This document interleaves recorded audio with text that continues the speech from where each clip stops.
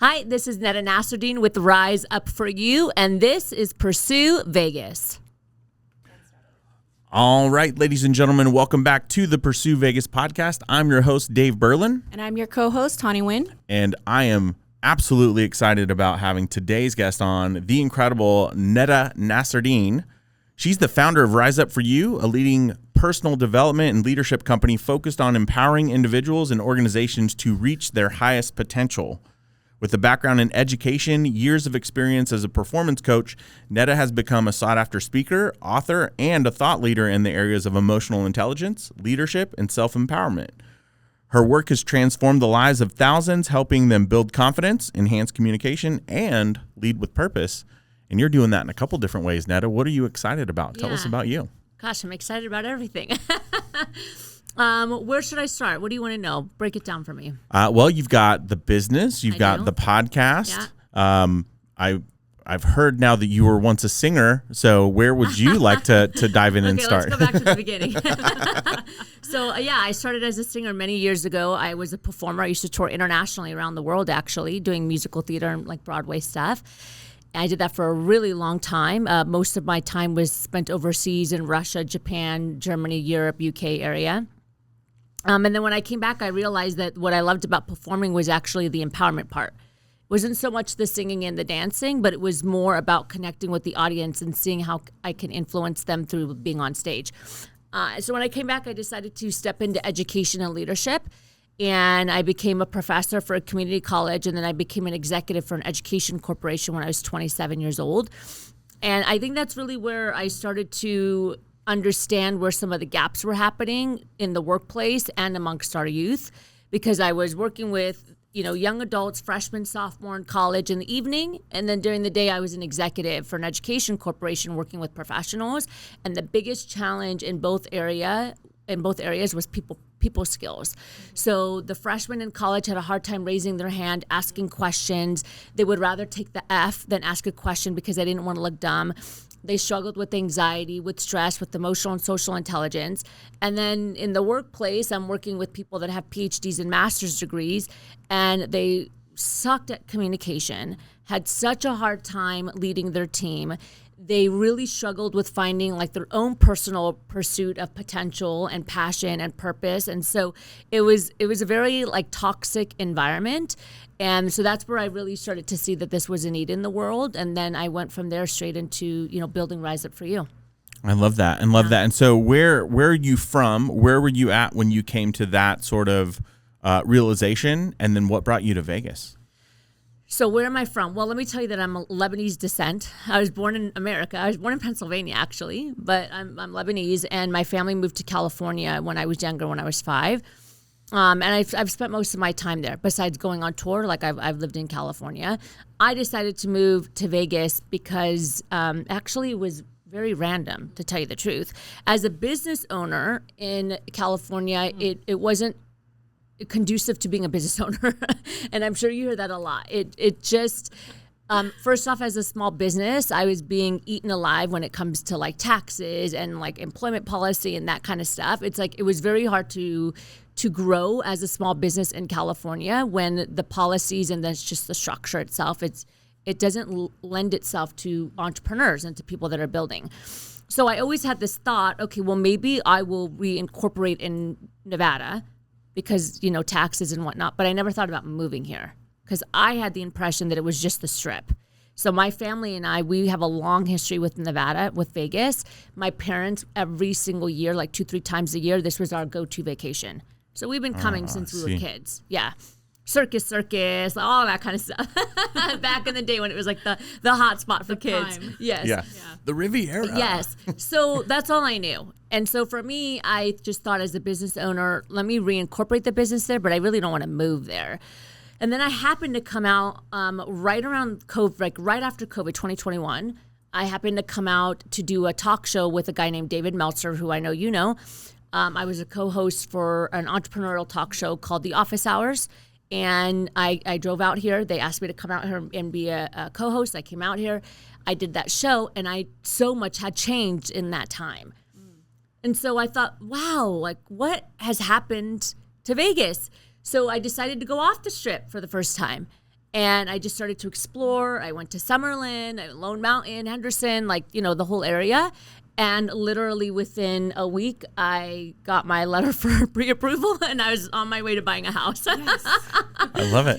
So I did. So within 4 weeks, I pursued and bought a house in Vegas, and I just picked up my stuff and I moved. And my brothers were like, "What are you doing?" I'm like, "Making the best decision ever." And I 100% till this day believe it is the best decision in every aspect. It's like as an entrepreneur and as a business owner, like I'm not a solopreneur. So I have employees. I have payroll, there's expenses, there's a lot that goes into building a business and to continuing to grow a business. So just on that level, it was very beneficial, like if I'm talking about the ROI of a business owner and entrepreneur to move here, but also on a personal level, the environment for me is amazing. It's a big city with a small town feeling. Even small things like sitting in traffic for 2 hours in California that sucks the life and energy out of you, right? You don't have to deal with that here. Even the fact that you can walk into a chamber event or an organization here and you're seeing people and decision makers that are at the top of their game in the industry, in the country, not in like one small city. So, there's a lot of benefits to moving here. The personal lifestyle, you could go hiking, you could go gambling, right? You could eat at a mom and pop restaurant, you could eat at a Michelin restaurant. So I just think the diversity and the dynamic here really lends to, pursuing Vegas, just like the podcast. I love that. And how long ago was it that you moved here? It's been over 2 years now, about 2.5. I love that. Yeah. And we do have the mutual friend. In fact, that's where I was like, you caught my attention. You were speaking on a panel, I think at the chamber, or were we both, was that the one that we were both on? I can't remember. We were speaking about, what was the topic? Like how to be seen and heard as an entrepreneur, I think. Yeah. And then when in your intro, in your bio, I was like, I know David Meltzer. And that's a name that comes up very often on the show. Yeah. So small world. Yeah. He's a great guy. Well, and to that point, the joke I heard was, we're like 2 million people, I think, 2 million people here in Vegas, and we know all 50. Yeah. Right? It really does have that small town feel. So. Yeah. Like eventually, our circle's going to close up anyways. And I think, I got a lot of that also Cali expat right around COVID. Yeah. I came here during May and I was like, I need a change of life outside of running to Seattle for grad school, which I didn't decide to do because it was COVID and I was teaching leadership during that time. And I resonate a lot with the, teaching freshmen's public speaking skills and just basic level 100. Yeah. And, and that changed a lot in the dynamic of what you said about owning a business in California. So that's the same reason why, because I was in corporate events and obviously what COVID did in the hospitality industry. Yeah. And now running into people like you, and I was like, oh my God, like we have the same values in terms of why we had to get out of a specific place to actually grow and do well in our personal life. Yeah. And then we overlooked the details of Vegas because we honestly I misjudged it too because I used to come here and party and stay up all night and be at the strip clubs and all that stuff. So I thought that was all there is until I came here and I was like, man, I fucking love this place. Yeah, I love it. I'm so much healthier here. People are so much more open-minded. They're willing to connect one another and actually do business together, actually add value and like want to stay plugged into the network, Yeah, definitely. And I think like even with California, not to bash on California, but maybe a little bit, is even just the way where it's going and the policies, and they're not in alignment with me personally anymore. And I know a lot of people that are leaving California also have that same vision. Whenever for me a state becomes illogical, it's time for me to leave. And there's just a lot of things that are happening that don't make sense. And so, I think Vegas and Nevada is a great place, and I hope it stays that way. Obviously we're 60 minutes from the border, 45 minutes. And so I hope that our leaders in Vegas and in Nevada, and that's just part of our responsibility as well, continue to maintain the uniqueness and the special feeling that we have here, and that we don't let it, I guess, kind of mold into what California Yeah. It's funny. I saw a sticker yesterday when I got to the gym, and it was and there was a picture of California, and then a picture of Nevada. Don't California my Nevada. And I was like, okay. Yeah. Blue. Right. Yeah. Well, So let's talk a little bit about your business, Yeah. because your business is a global business. You're yeah. helping and serving people. Tell us a little bit about that. Yeah, I mean, thanks to COVID, honestly. So before COVID hit, we weren't a global business. We basically functioned. So we have two divisions of our company. We have B2B, where we work with organizations and corporations to enhance their culture by teaching people skills, right? So we'll go into companies, everything from Fortune 5 to local businesses, and we'll teach the emotional and social intelligence, communication, how to lead and manage your team, all of the things that are so important to scale, to grow, to build your company, and to actually be successful, even though we don't always think about it, okay? And then we also work with the individual. There's one-to-one through coaching. We have our community membership, that kind of stuff. And really the end goal is, how do you push your potential and grow to become better? And what are the skills that you need to do that? And my opinion is that it's the soft skills, because you can have all the degrees, you can have all the technical skills, you can have as many credentials as you want, but if you don't have the soft skills to take action, build relationships, influence people, sell, have confidence, all that goes to waste. So that's really what we're teaching. And when I first started the company, I just started with the podcast, to tell you the truth. I was just about education, having conversations with brilliant minds, like-minded minds. But most of our work was done on site. A company would call us and say, hey, can you come on site to train? We would go on site to train. The one thing that we did do virtually was coaching.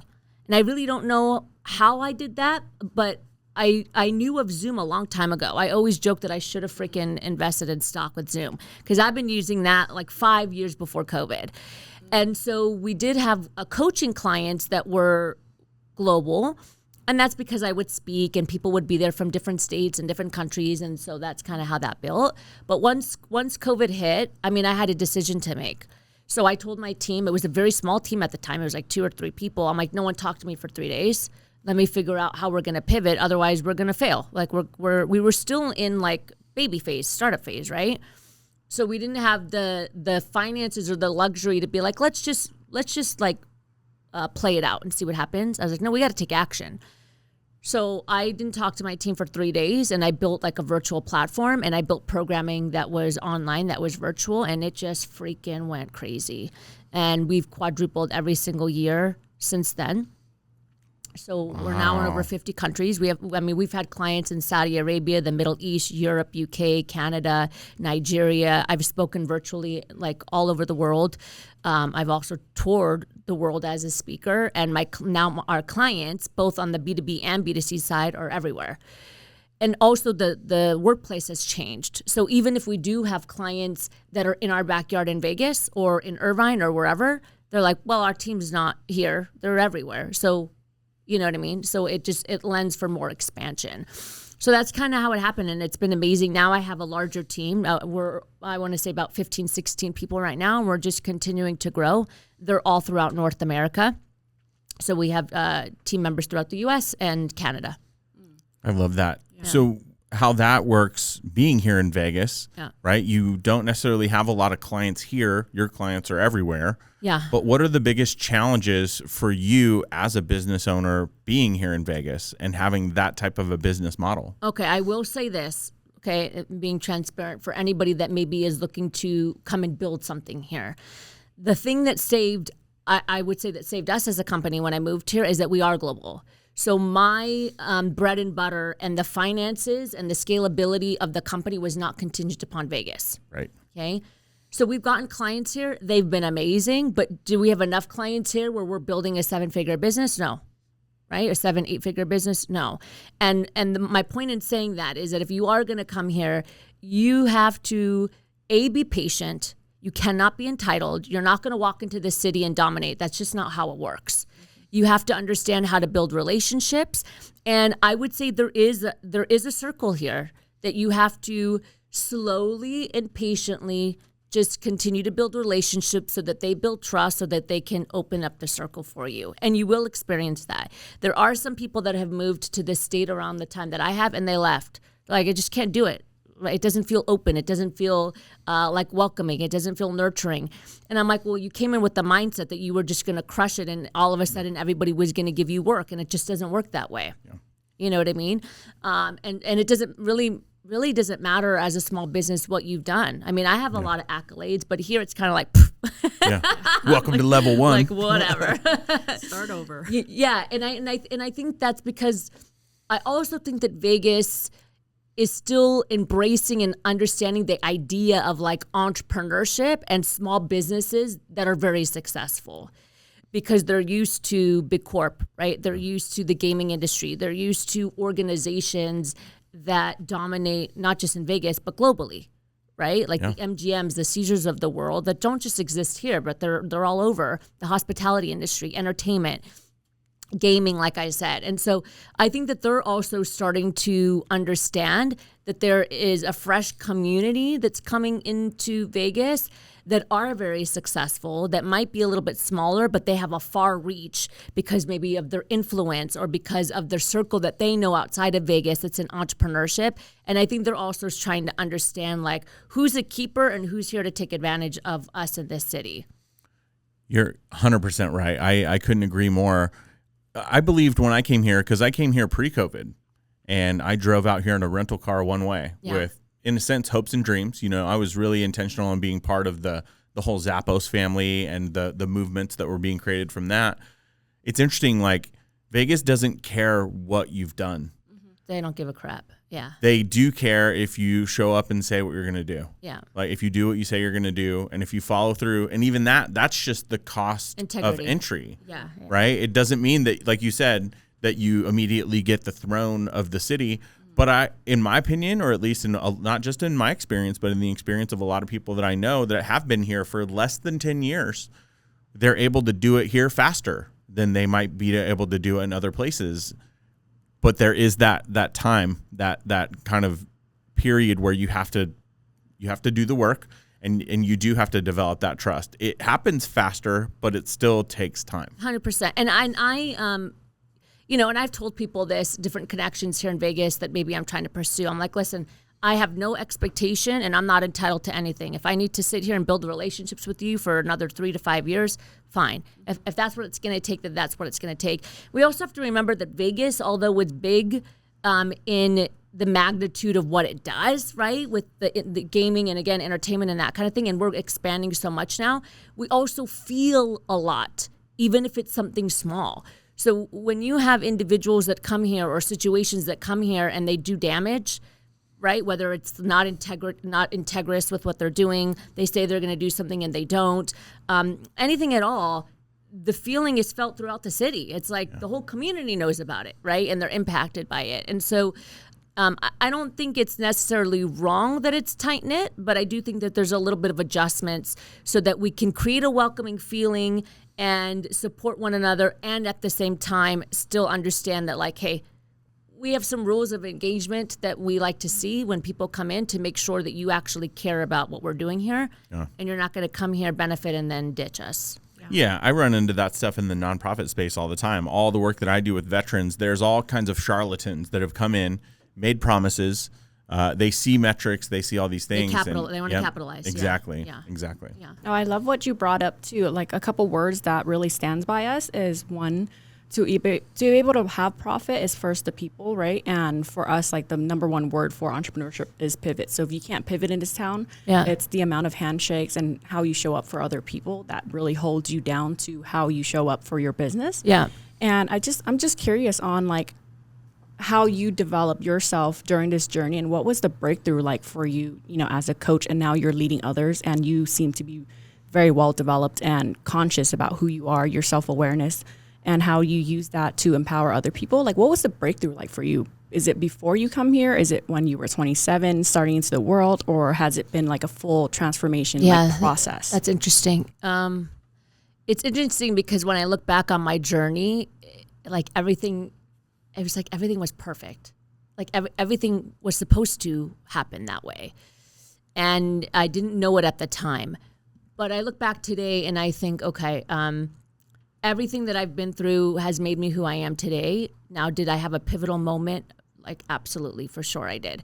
So when I was 27 and I was an executive, I did that for about maybe 4.5, going on 5 years.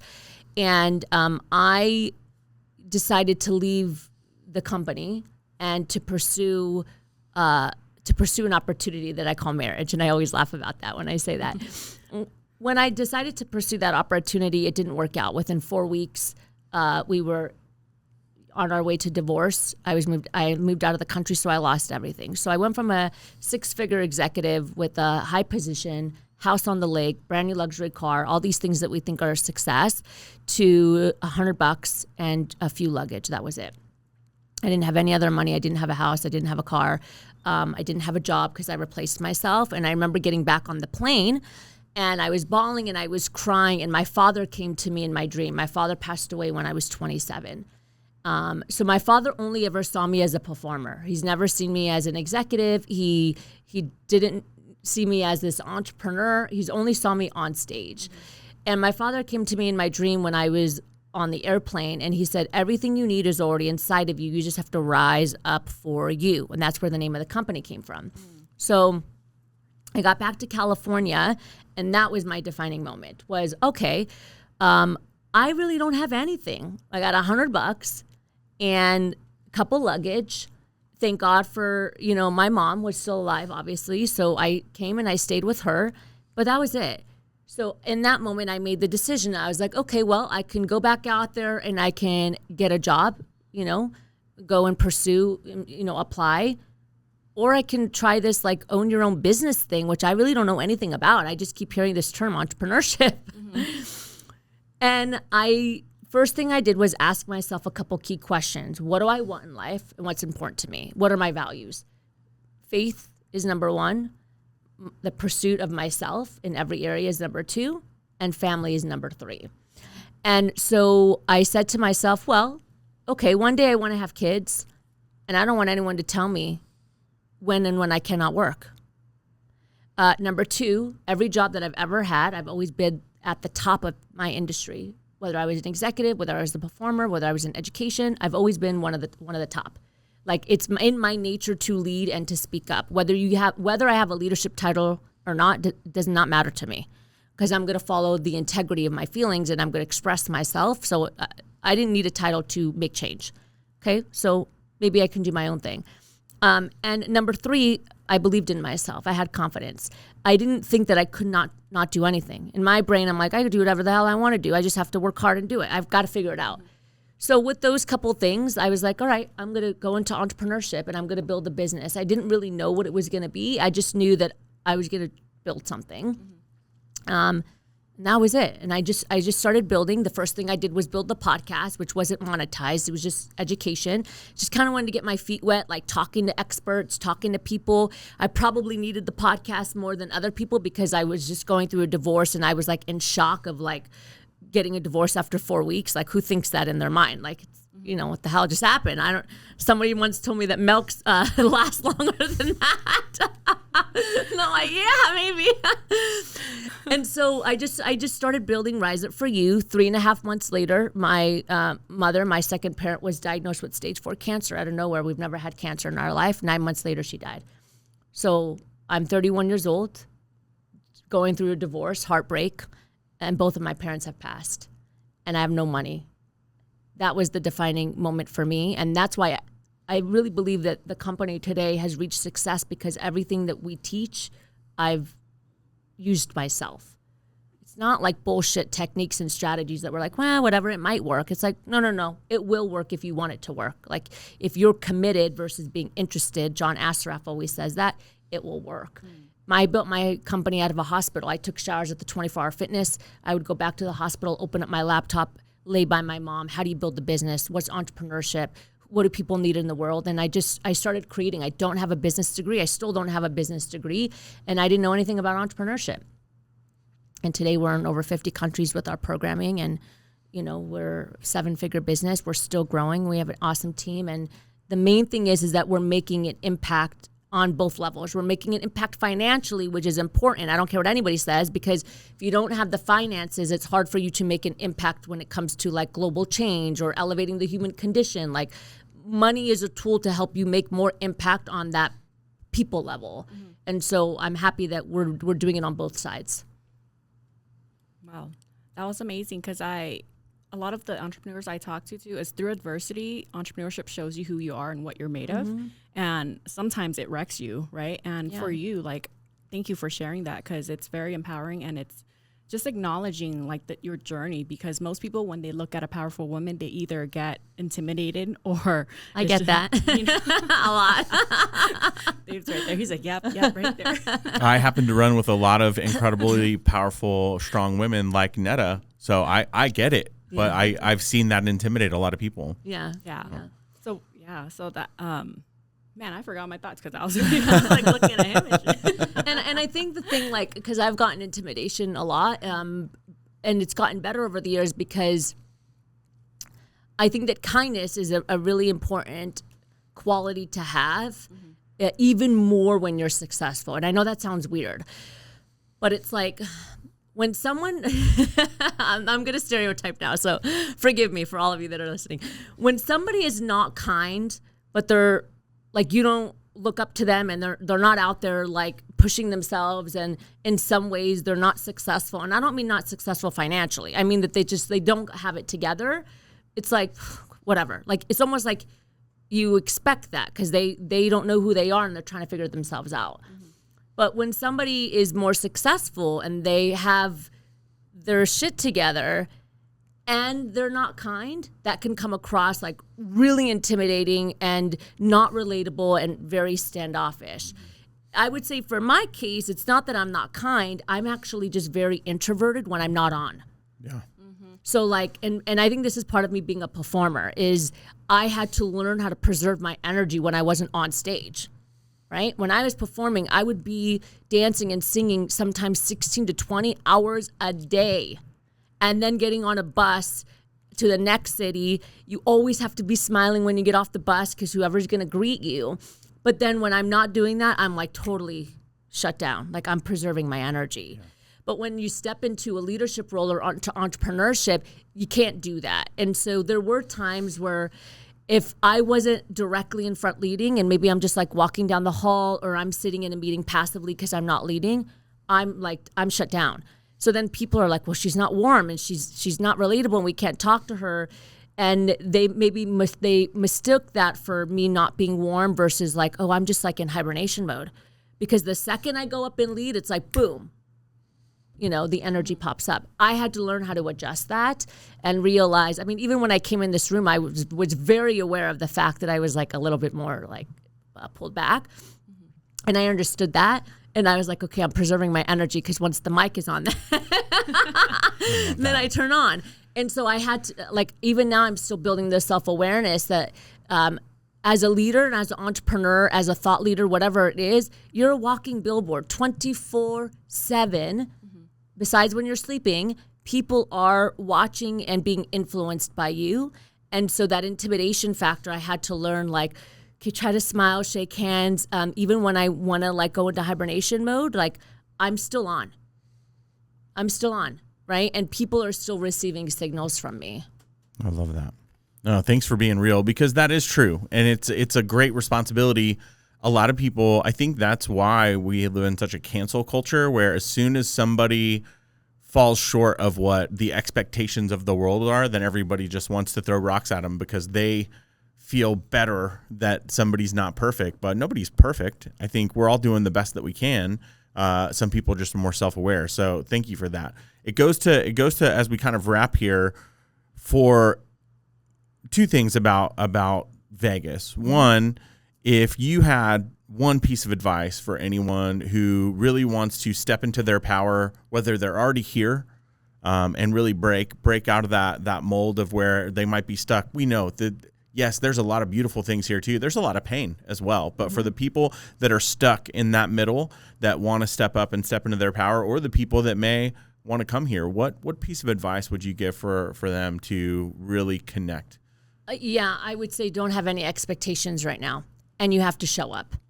You got to show up. So if you're going to come here, or if you're already here and you're trying to build, work hard, okay? Continue to work hard, continue to be out in the community, build relationships, but you have to show up and you have to be seen, and you can't have any expectations around it, right? So go out there, add value, contribute to the community, and that's it. don't expect that things are going to come from it. If they do, fantastic, great, let that happen, but don't expect that it's going to happen. I love that. And then last but not least, if you could wave a magic wand, anything that you would really love to see here in Vegas in the next 3 to 5 years, what would that be? I would say embracing like the entrepreneurial influence energy that's here. I think Vegas does an amazing job when it comes to business in the community with the larger corporations and, bringing in some of those Fortune 500 companies, again, entertainment, gaming, those industries, technology. But I do think that you know this as well, there is a huge population of like amazing influencers that are just crushing it globally that people in Vegas don't even know live here, right? That are making such an amazing impact and they just live here. But I think that if we can influence and create more of that culture here, then they'll start to come out of their houses and their mansions that they have here. You know what I mean? And they will start to contribute and give back to Vegas as well. But I think that there are a number of entrepreneurs and influencers here that are doing amazingly well around the world that really just live here. Yeah. Right? Yeah. And because they don't need Vegas to grow. Yeah. But if we can embrace that as a city, then we could use them to help us grow, right? And to like create more camaraderie as an entire business community here, because some of those people would be game changers in the larger business community as well. I think the whole culture will shift if we can just start to embrace some of the smaller entrepreneurs and influencers that are here that are actually making quite a big impact. Couldn't agree more. Could not agree more. You were spot on. Thank you for sharing that. And where can people find you and connect and learn more about what you're doing? Yeah, thank you. So Rise Up For You across the board on every social media platform. You can also go to riseupforyou.com. We have the Rise Up For You podcast. We have a ton of free resources on our website. So if you are interested in the leadership, emotional intelligence, confidence space, if you want to push yourself, if you want to be better, if you've been trying really hard to push yourself to the next level and you have a ton of degrees and you haven't seen it yet, go to our website. Because we have the key, which is building the soft skills, and we have a ton of free stuff there for you. And then you can also follow me just by my name, Nasserdeen. Yeah. I love it. Perfect. Well, I think that's a wrap. Thanks so much for coming on to the show today. This has been absolutely incredible. Yeah, you're and welcome. I look forward to crushing more stages with you in the future. Thank you. Yeah, we just want to thank you for showing up as your like really empowered divinity, and I can feel your energy. Thank It's like you. very firm in your femininity. Because, people in leadership roles, especially in women, does not have a role model to look after or, respect is earned in this town. And I love that came across all throughout of you as a person of integrity and how that Thank shows you. through your personal relationships as well as like your business. So we wish you the best. Thank you. And thank you guys for tuning in today. So if you guys want to connect with us more and how we can help you connect with somebody else you've seen on this show, offer some resources, connect with us directly through pursue.vegas. Thanks. Boom.